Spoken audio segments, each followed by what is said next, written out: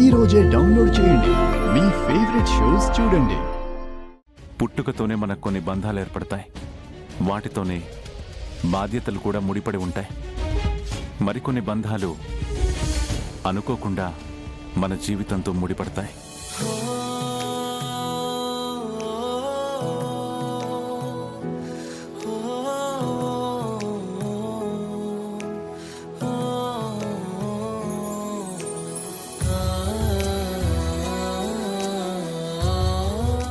నా అనుకునే బంధాల కంటే కూడా మనం లోకం అనుకునే బంధాల పట్ల మనకి బాధ్యత ఎక్కువగా ఉంటుంది. సార్ దేని గురించి మాట్లాడుతున్నారు? నాకేదే అర్థం కావట్లేదే. కొన్నిసార్లు ఆ బంధాలకి దూరం అయ్యే పరిస్థితులు వస్తాయి.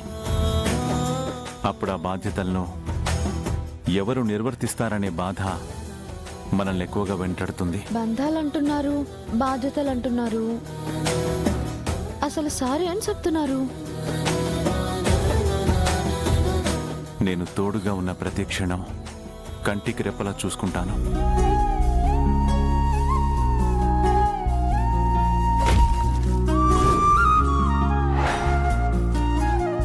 నేనుండగా గంగని ఎవ్వరూ ఏమీ చేయలేరు. ఏ ప్రమాదమైనా సరే నన్ను దాటే తన దగ్గరికి రావాలి. కానీ నేను దూరం అయ్యాక పరిస్థితి ఏంటి అని ఆలోచిస్తే కంగారు కలుగుతుంది. నాకేమైనా అవుతుందా అనే ఆలోచన కంటే కూడా నా బాధ్యతల్ని ఎవరు తీసుకుంటారనే భయమే నాకెక్కువగా ఉంది. నా గురించి ఇంతగా ఆలోచిస్తున్నారు.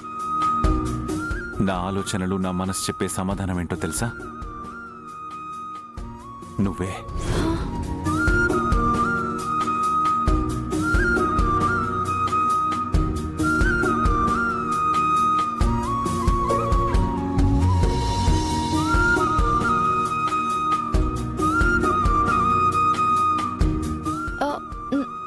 నానా?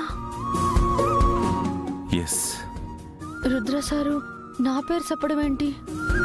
అంటే ఆయన మనసులో నేనున్నానని చెప్తున్నారా? చిచి, అయ్యుండదులే. నానేదో మిస్అండర్స్టాండింగ్స్ చేసుకున్నాను. సార్, మీరేం చెప్తున్నారో నాకు... నేను చెప్పేది పూర్తిగా విను. నేను ఇదంతా నీకెందుకు చెప్తున్నానంటే, నాకు సంబంధించిన ఒక ముఖ్యమైన బాధ్యతని నీకు అప్పగించాలనుకుంటున్నాను కాబట్టి. నాకా? అవును. దానికి కూడా ఒక కారణం ఉంది. నువ్వు ఈ ఇంటికి వచ్చినప్పటి నుంచి నిన్ను గమనిస్తున్నా. నువ్వు ఏదైనా చేయాలనుకుంటే